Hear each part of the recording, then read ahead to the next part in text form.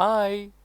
ಅಯ್ಯಯ್ಯೋ, ಹಿಂದಿನ ಸರಿ ಕಥೆ ಹೇಳಬೇಕಾದ್ರೆ ನಾನು ನಿನ್ನ ಹತ್ರ ಬ ಗಜಾನನಂಗೆ ಆನೆ ಮುಖ ಯಾಕೆ ಬಂತು, ಆನೆ ತಲೆನೇ ಯಾಕೆ ಕತ್ತರಿಸಿಟ್ರು, ಹಾಗೂ ಗಜಾನನಂಗೆ ಆ ಥರ ವಿಶಿಷ್ಟವಾದಂತಹ ದೇಹ ಯಾಕೆ ಬಂತು, ಇದನ್ನು ಹೇಳ್ತೀನಿ ಅಂತ ಹೇಳಿದ್ದೆ, ಮರ್ತೇ ಬಿಟ್ಟೆ. ನಿನಗೆ ಗೊತ್ತಾ, ಗಣೇಶಂಗೆ ಮಕ್ಕಳನ್ನ ಕಂಡ್ರೆ ತುಂಬ ಇಷ್ಟ. ಮಕ್ಕಳಲ್ಲಿ ಎಷ್ಟೋ ಜನಕ್ಕೆ ಸ್ವಲ್ಪ ದಪ್ಪ ಹೊಟ್ಟೆ ಇರುತ್ತೆ, ಸ್ವಲ್ಪ ಕುಳ್ಳಾದ ಶರೀರ ಇರುತ್ತೆ, ಸ್ವಲ್ಪ ಅಗಲವಾದ ಕಿವಿ ಇರುತ್ತೆ, ಕೆಲವರಿಗೆ ಸಣ್ಣ ಕಣ್ಣಿರುತ್ತೆ. ಪಾಪ ಆ ಕಾರಣಕ್ಕೆ ಯಾರಾದರೂ ತಮಾಷೆ ಮಾಡಿಬಿಟ್ರೆ ತುಂಬ ಬೇಜಾರು ಮಾಡ್ಕೋತಾರೆ. ಆದರೆ ಗಣೇಶ ಅದನ್ನೆಲ್ಲ ಎಷ್ಟು ಚೆನ್ನಾಗಿ ಸ್ವೀಕಾರ ಮಾಡ್ದ ಗೊತ್ತಾ. ಒಂದ್ಸರಿ ಶಿವನೇ ಕೇಳ್ತಾನೆ, ಅಲ್ಲ ನಿನ್ನ ಶರೀರನ ಇಷ್ಟು ವಿಶಿಷ್ಟವಾಗಿ ವಿಚಿತ್ರವಾಗಿದೆಯಲ್ಲ, ನಿನಗೇನು ಅನ್ಸಲ್ವಾ ಅಂತ. ಆವಾಗ ಗಣೇಶನೇ ಹೇಳ್ತಾನೆ, ಏನಂತ ಗೊತ್ತಾ, ಅವನ ಕಿವಿ ನೋಡಿದೀಯಾ, ಎಷ್ಟು ಅಗಲವಾದಂಥ ಕಿವಿ. ಅದರ ಅರ್ಥ ಏನು ಗೊತ್ತಾ, ನಾವು ಜೀವನದಲ್ಲಿ ಯಾವತ್ತು ಕೇಳಬೇಕು, ಮೊದಲು ಕೇಳಬೇಕು, ಆಮೇಲೆ ಮಾತಾಡೋದು ನಂತರ, ಮೊದಲು ಕೇಳಬೇಕು. ಅದಕ್ಕೆ ನೋಡಿದೀಯಾ, ನೀನು ಯಾವತ್ತಾದರೂ ಗಣಪತಿ ಬಾಯಿ ಎಲ್ಲಿದೆ ಅಂತ ನೋಡಿದೀಯಾ, ಅದು ಸೊಂಡ್ಲಿನ ಹಿಂದ್ಗಡೆ ಮುಚ್ಕೊಂಡು ಹೋಗ್ಬಿಟ್ಟಿದೆ. ಬಾಯಿನ ತೋರಿಸ್ಬೇಕು ಅಂತ ಏನಿಲ್ಲ, ಅಂದರೆ ನಾನು ಮಾತಾಡೋದೇ ಮುಖ್ಯ ಅಲ್ಲ, ಕೇಳೋದು ತುಂಬ ಮುಖ್ಯ. ಅಪ್ಪ ಅಮ್ಮ ಹೇಳೋದಿರಲಿ, ಶಾಲೆಯಲ್ಲಿ ಗುರುಗಳು ಹೇಳೋದಿರಲಿ, ಅದನ್ನು ಎಷ್ಟು ಶ್ರದ್ಧೆಯಿಂದ ನಾವು ಕೇಳ್ತೀವೋ ಅಷ್ಟು ನಮಗೆ ಜ್ಞಾನ ಬರುತ್ತೆ. ಅದಕ್ಕೆ ನೋಡಿದೀಯಾ, ಅವನು ಕೇಳೋದಷ್ಟೇ ಅಲ್ಲ, ಕೇಳಿದ್ದನ್ನೆಲ್ಲ ನೆನಪಿಟ್ಕೊಳ್ಳೋದಕ್ಕೋಸ್ಕರ ತುಂಬ ದೊಡ್ಡದಾದಂಥ ತಲೆ ಇದೆ ಅವನಿಗೆ. ಅವನ ಶರೀರದ ಗಾತ್ರಕ್ಕೆ ಹೋಲಿಸಿದರೆ ದೊಡ್ಡ ತಲೆ ಯಾಕೆ, ಹೇಳಿದ್ದನ್ನೆಲ್ಲ ತಿಳ್ಕೊಂಡಂಥ ವಿಷಯನೆಲ್ಲ ಗಮನದಲ್ಲಿಟ್ಕೋಬೇಕಲ್ವಾ. ಅದನ್ನೆಲ್ಲ ತಲೆಯಲ್ಲಿಟ್ಕೊಳ್ಳೋದಕ್ಕೆ, ಆ ಬುದ್ಧಿವಂತಿಕೆಯನ್ನು ತೋರಿಸೋದಕ್ಕೆ ಗಣೇಶನಿಗೆ ದಪ್ಪ ತಲೆ ಇದೆ. ಅಷ್ಟೇ ಅಲ್ಲ, ಯಾವುದೇ ಒಂದು ವಿಷಯನ ಅರ್ಥ ಮಾಡ್ಕೋಬೇಕು ಅಂತಂದರೆ ಆ ಕಡೆ ಗಮನ ಇರಬೇಕಲ್ವಾ. ಎಲ್ಲೆಲ್ಲೋ ಗಮನ ಇದ್ದರೆ ಏನಾಗುತ್ತೆ, ಗಮನಿಸಿ ನೋಡು ಒಂದ್ಸರಿ. ಕಣ್ಣನ್ನು ಕಿರಿದಾಗಿ ಸಣ್ಣಕ್ಕೆ ಮಾಡಿಕೊಂಡು ನೋಡಿದರೆ ಒಂಥರ ಫೋಕಸ್, ಅದೇ ಏನು ಓದ್ತಾ ಇದ್ದೀನೋ ಆ ಕಡೆಗೆ ಗಮನ ಇರಬೇಕು. ಅದನ್ನು ಹೇಳೋದಕ್ಕೋಸ್ಕರ ಗಣಪತಿ ಕಣ್ಣುಗಳು ಸಣ್ಣಕ್ಕಿದೆ. ಆ ಸಣ್ಣ ಕಣ್ಣುಗಳಿಂದ ಗಣೇಶ ತುಂಬ ಎಚ್ಚರಿಕೆಯಿಂದ ಗಮನವಿಟ್ಟು ಯಾವುದೇ ವಿಷಯನಾದರೂ ನೋಡ್ತಾ ಇರ್ತಾನೆ. ಹಾಗೆ ನೋಡಿದೆಯಾ, ಅವನ ಸೊಂಡ್ಲು ಆ ಕಡೆಗೂ ಈ ಕಡೆಗೂ ವಾಲ್ಸೋಷ್ಟು ಎಷ್ಟು ಮುದ್ದಾಗಿ ಮೆತ್ತಿಗೆ ಬೆಣ್ಣೆ ಥರ ಇದೆ. ಅಂದರೆ ನಮ್ಮ ಜೀವನದಲ್ಲೂ ನಾವು ಯಾವುದಕ್ಕೂ ಹಠ ಹಿಡಿಬಾರ್ದಲ್ವಾ.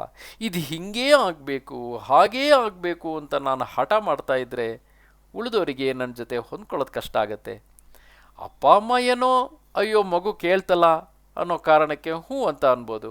ಆದರೆ ಉಳಿದವರು ಇದೇನಪ್ಪ ಇದು ಹಠಮಾರಿ ಮಗು ಅಂತ ಹೇಳಿ ನಮ್ಮ ಸ್ನೇಹನ ಬಿಟ್ಬಿಡ್ತಾರಲ್ವ. ಹಾಗಾಗಬಾರ್ದು. ಅದನ್ನು ಹೇಳೋದಕ್ಕೋಸ್ಕರನೇ ಗಣಪತಿ ಒಳ್ಳೆ ಮುದ್ದಾದ ಬೆಣ್ಣೆ ಥರ ಇರುವಂತಹ ಸೊಂಡ್ಲನ್ನು ಆ ಕಡೆಗೂ ಈ ಕಡೆಗೂ ಆಡಿಸ್ತಾ ಹೇಗೆ ಬಂತೋ ಜೀವನನ ಹಾಗೆಯೇ ನಾವು ಇದು ಮಾಡ್ತಾ ಹೋಗಬೇಕು, ಹೀಗೇ ಇರಬೇಕು ಹಾಗೇ ಇರಬೇಕು ಅಂತ ಹಠ ಹಿಡಿಬಾರ್ದು ಅನ್ನೋದನ್ನು ತೋರಿಸ್ತಾ ಇದ್ದೇನೆ. ಅದೇ ರೀತಿ ಚೆನ್ನಾಗಿ ತಿನ್ನಬೇಕು, ತಿಂದಿದ್ದೆಲ್ಲದನ್ನು ಜೀರ್ಣಿಸ್ಕೊಳ್ಳೋ ಅಂಥ ದಪ್ಪ ಹೊಟ್ಟೆನೂ ಸಹ ಅವನಿಗಿದೆ. ನೋಡಿದ್ಯಾ, ಗಣೇಶ ಎಲ್ಲದನ್ನೂ ಸಹ ಎಷ್ಟು ಸಂತೋಷವಾಗಿ ಸ್ವೀಕರಿಸಿದ್ದಾನೆ. ಯಾರೋ ಅವರಿವರು ತಮಾಷೆ ಮಾಡ್ತಾರೆ ಅಂತ ಅವನಿಗೆ ಯಾವ ಬೇಸರನೂ ಇಲ್ಲ. ಅವನಿಗೆ ಇರೋ ದೇಹದಲ್ಲಿ ತುಂಬ ಸಂತೋಷವಾಗಿದ್ದಾನೆ. ಹೌದು, ಅವನಿಗೆ ಅಷ್ಟು ಪುಟ್ಟ ವಾಹನ ಯಾಕೆ, ಅಷ್ಟು ದೊಡ್ಡ ಶರೀರ ಒಂದು, ಅಷ್ಟು ಪುಟ್ಟ ಇಲಿ ಯಾಕೆ. ಇಲಿ ಹೇಗಿರುತ್ತೆ ನೋಡಿದೀಯಾ, ಒಂದು ಸಮಯದಲ್ಲೂ ನಿಂತಲ್ಲಿ ನಿಲ್ಲಲ್ಲ.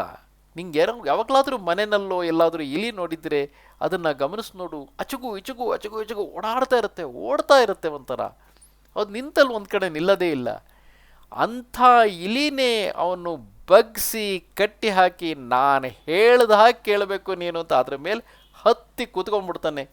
ಪಾಪ ಇಲಿ ಅವನು ಹೇಳ್ದ ಹಾಗೆ ಕೇಳ್ತಾ ಇರುತ್ತೆ.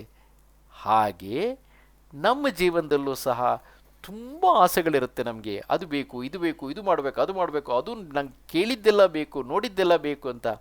ಆದರೆ ಎಲ್ಲದನ್ನು ಕೊಡ್ಸೋಕ್ಕೆ ಅಪ್ಪ ಅಮ್ಮನ ಕೈಲಿ ಆಗಬೇಕಲ್ಲ. ಅಥವಾ ನನಗೆ ಬೇಕಾಗಿದ್ದೆಲ್ಲ ತಿಂತೀನಿ ಅಂತಂದರೆ ಅದನ್ನು ಜೀರ್ಣಿಸ್ಕೊಳ್ಳೋಕ್ಕೆ ನನಗೂ ಆಗಬೇಕಲ್ವಾ. ಎಲ್ಲವುದಕ್ಕೂ ಸಹ ಒಂದು ಇತಿ ಮಿತಿ ಇರಬೇಕು, ಎಲ್ಲವುದು ಸಹ ಒಂದು ನಿಯಂತ್ರಣದಲ್ಲಿರಬೇಕು. ಆಗ ಒಳ್ಳೆ ಹುಡುಗ ಒಳ್ಳೆ ಹುಡುಗಿ ಅಂತ ಅನಿಸ್ಕೋತೀವಲ್ವ. ಅದಕ್ಕೋಸ್ಕರನೇ ಗಣಪತಿ ಒಂದು ಪುಟ್ಟ ಇಲಿನ ಹಿಡಿದು ಅದರ ಮೇಲೆ ಹತ್ತಿ ಕೂತು ಎಲ್ಲವುದನ್ನು ಸಹ ನನ್ನ ನಿಯಂತ್ರಣದಲ್ಲೇ ಇರಬೇಕು, ಆ ವಿಷಯನ ಹೇಳ್ತಾ ಇದ್ದೇನೆ. ಎಷ್ಟು ಅದ್ಭುತವಾಗಿದೆ ಅಲ್ಲ ಗಣೇಶನ ಶರೀರ. ಅವನ ಶರೀರದಲ್ಲಿ ಒಂದೊಂದೂ ಸಹ ಅದ್ಭುತವಾದದ್ದು. ಸಾಲದ್ದಕ್ಕೆ ಸೊಂಡ್ಲಲ್ಲಿ ಒಂದು ಮೋದಕನ ಯಾವಾಗಲೂ ಇಟ್ಕೊಂಡಿರ್ತಾನೆ. ಅಂದರೆ ನಾನು ಯಾವಾಗಲೂ ಒಳ್ಳೆ ಕೆಲಸಗಳನ್ನು ಮಾಡ್ತಾ ಇದ್ದರೆ, ಅಂದರೆ ಒಳ್ಳೆ ಕೆಲಸ ಅಂತ ಅಲ್ಲ, ಏನೇ ಮಾಡಲಿ ನಾನು ಭಗವಂತ ನನಗನ್ನಿಸಿದ್ದನ್ನು ನಾನು ಮಾಡ್ತಾ ಇದ್ದೀನಿ, ಅದನ್ನು ಒಳ್ಳೆಯದಾಗಿರೋ ಹಾಗೆ ಮಾಡು ಅಂತಂದರೆ ಗಣೇಶ ಖಂಡಿತ ಸಂತೋಷವಾಗಿ ನಿನಗೆ ಮುದ್ದಾಗಿ ಸಿಹಿಯಾದಂತಹ ಮೋದಕನ ಕೊಡ್ತೀನಿ ಅಂತ ಹೇಳಿ ತೋರಿಸೋದಕ್ಕೆ ಅವನ ಸೊಂಡ್ಲಲ್ಲೇ ಯಾವಾಗಲೂ ಒಂದು ಮೋದಕನ ಇಟ್ಕೊಂಡಿರ್ತಾನೆ. ಎಷ್ಟು ಅದ್ಭುತವಾಗಿದೆ ಅಲ್ಲ. ಅದಕ್ಕೋಸ್ಕರನೇ ನಾವು ಪ್ರತಿ ದಿವಸನೂ ಗಣಪತಿ ಪೂಜೆ ಮಾಡಬೇಕಾದ್ರೆ ಅಥವಾ ಗಣಪತಿನ ಒಂದು ಫೋಟೋದಲ್ಲಾಗಲಿ ಒಂದು ಮೂರ್ತಿನಲ್ಲಾಗಲಿ ನೋಡಿದಾಗ ಇದನ್ನೆಲ್ಲ ಗಮನಿಸಬೇಕಾಗತ್ತೆ. ಅಗಲವಾದ ಕಿವಿಯಿಂದ ಯಾವಾಗಲೂ ಕೇಳೋದಕ್ಕೆ ಹೆಚ್ಚಿನ ಮಹತ್ವ ಕೊಡ್ತೀನಿ. ನೋಡಬೇಕಾದ್ರೆ ಗಮನ ಇಟ್ಟು ಫೋಕಸ್ ಮಾಡಿ ಏನನ್ನ ಕೇಳ್ತಾ ಇದ್ದೀನೋ ಅದನ್ನೇ ಗಮನ ಇಟ್ಟು ನೋಡ್ತೀನಿ. ಆ ನೋಡಿ ಕೇಳಿ ನಾನು ಗಳಿಸಿದಂತಹ ಜ್ಞಾನ ಏನಿದೆಯೋ ಆ ವಿಷಯಗಳನ್ನೆಲ್ಲ ತಲೆಯಲ್ಲಿ ಭದ್ರವಾಗಿಟ್ಕೋತೀನಿ. ಅದೇ ರೀತಿ ಕಷ್ಟನೇ ಬರಲಿ ಸುಖನೇ ಬರಲಿ, ಯಾರು ಏನಾದರೂ ಅನ್ನಲಿ, ಹೌದು 4 ಜನ ಏನೋ ತಮಾಷೆ ಮಾಡ್ತಾರೆ, ಅಷ್ಟಕ್ಕೆಲ್ಲ ಕೋಪ ಮಾಡ್ಕೊಳಕ್ಕೆ ಹೋಗೋದಿಲ್ಲ, ಅದನ್ನೆಲ್ಲ ನಾನು ಹೊಟ್ಟೆಲಿ ಇಟ್ಕೋತೀನಿ ಅಂತ ತೋರಿಸೋದಕ್ಕೆ ದಪ್ಪ ಹೊಟ್ಟೆ ಇದೆ. ಅದೇ ರೀತಿ ಎಲ್ಲದನ್ನು ನನ್ನ ನಿಯಂತ್ರಣದಲ್ಲಿ ಇಟ್ಕೋತೀನಿ ಅನ್ನೋದಕ್ಕೆ ಇಲಿ ಮೇಲೆ ಹತ್ತಿ ಕುಳಿತಿದ್ದಾನೆ. ಅದಕ್ಕೋಸ್ಕರನೇ ಮಕ್ಕಳಿಗೆ ಯಾರಾದರೂ ತಮಾಷೆ ಮಾಡಿದರೆ ಬೇಸರ ಪಟ್ಕೋಬೇಡ, ನೋಡು ನಿನಗಿಂತನೂ ನನ್ನ ದೇಹ ವಿಚಿತ್ರವಾದ ರೀತಿಯಲ್ಲಿದೆ, ನನ್ನ ದೇಹನ ನೋಡಿ ತುಂಬ ಜನ ನಕ್ಕಿದ್ದಾರೆ, ತುಂಬ ಜನ ಹಾಸ್ಯ ಮಾಡಿದ್ದಾರೆ. ಮುಂದೊಂದು ದಿವಸ ನಿಮಗೆ ಆ ಕಥೆನೂ ಹೇಳ್ತೀನಿ. ಚಂದ್ರ ಒಂದು ಕಾಲದಲ್ಲಿ ಹಾಸ್ಯ ಮಾಡಿದ ಕಾರಣಕ್ಕೆ ಇವತ್ತಿಗೂ ಸಹ ಭಾದ್ರಪದ ಶುಕ್ಲ ಚತುರ್ಥಿ ಗಣಪತಿ ಹುಟ್ಟಿದ ದಿವಸ ಅಂತ ಹೇಳಿ ಆಚರಿಸ್ತಾರೆ. ಅವತ್ತಿನ ದಿವಸ ಯಾರೂ ಚಂದ್ರನ ನೋಡಲ್ಲ, ಅಷ್ಟರ ಮಟ್ಟಿಗೆ ಚಂದ್ರ ಹಾಸ್ಯ ಮಾಡ್ದ ಅಂತ ಅವನಿಗೆ ಬಹಿಷ್ಕಾರನೇ ಹಾಕ್ಬಿಟ್ಟಿದ್ದಾರೆ. ಆದರೂ ಎಲ್ಲರೂ ಸಹ ನೋಡಿದವರೆಲ್ಲ ಏನು ವಿಚಿತ್ರವಾದ ದೇಹ ನಿಂದು ಅಂತ ಹಾಸ್ಯ ಮಾಡ್ತಾರೆ. ಗಣಪತಿಗೆ ಯಾವ ಬೇಸರನೂ ಇಲ್ಲ, ಯಾಕೆಂದರೆ ಅವನ ಪ್ರತಿಯೊಂದು ದೇಹದ ವಕ್ರತೆಗೂ ಸಹ ಒಂದೊಂದು ಕಾರಣ ಇದೆ. ಹಾಗೆ ದೇವರು ನಮಗೊಂದು ಶರೀರನ ಕೊಟ್ಟಿರ್ತಾನೆ. ಅದು ಕುಳ್ಳಕ್ಕಿರುತ್ತೋ, ಎತ್ತರಕ್ಕಿರುತ್ತೋ, ಬೆಳ್ಳಗಿರುತ್ತೋ, ಕರ್ರಗಿರುತ್ತೋ, ಹೇಗಾದರೂ ಇರಲಿ, ದೇವರು ಕೊಟ್ಟಿರೋ ಶರೀರ ನಮ್ಮ ಅಪ್ಪ ಅಮ್ಮನಿಂದ ಬಂದಿರೋ ಶರೀರ. ಆ ಶರೀರನ ನಾನು ಸಂತೋಷವಾಗಿ ಸ್ವೀಕರಿಸಿ ಪ್ರೀತಿಯಿಂದ ಅದನ್ನು ನೋಡ್ಕೋತೀನಿ. ನನಗೆ ನನ್ನ ಶರೀರದ ಬಗ್ಗೆ ಯಾವುದೇ ರೀತಿಯಾದಂಥ ಬೇಸರ ಇಲ್ಲ.